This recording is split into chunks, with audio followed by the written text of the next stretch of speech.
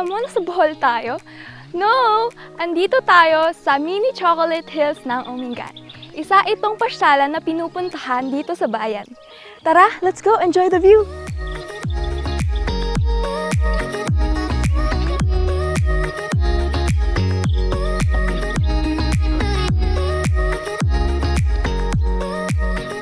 Mula sa town proper ay may biyaheng aabot sa 10 to 15 minutes upang marating ang Sitio Purao, Barangay Nampalcan, Mini Chocolate Hills. Maaaring mag-arkila ng tricycle na nagkakahalaga lamang ng 100 pesos kung walang private vehicles. Swak ito sa budget dahil 10 pesos lang ang environmental fee. Ihanda na rin ang mga paa para sa 2 to 3 minutes trekking bago makatapak sa tuktok ng Bohol.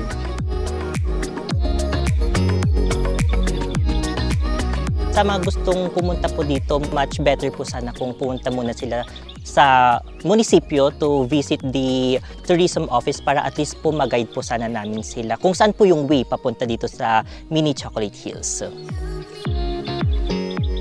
I-develop ko talaga ito unti-unti na improvements para mas maganda. Dito nga nagpupunta yung mga nagkakampin dyan, sa mga gusto. Okay lang na bumisita sila dito kasi maraming mapagpahingaan, malilim ang mga silong ng mga kahoy, malamig ang simoy ng hangin dito.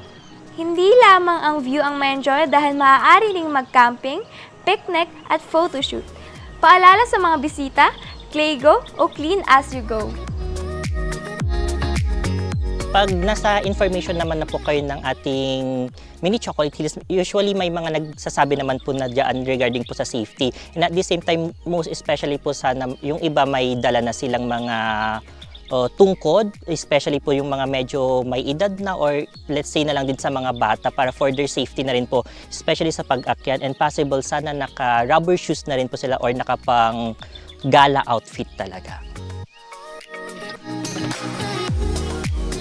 Malaki ang tulong ng Mini Chocolate Hills dito sa bayan ng Umingan, especially sa tourism industry. Kasi since nung nag-pandemic na, which is dun siya na nabuhay ang Mini Chocolate Hills, dumami po ang aming mga turista.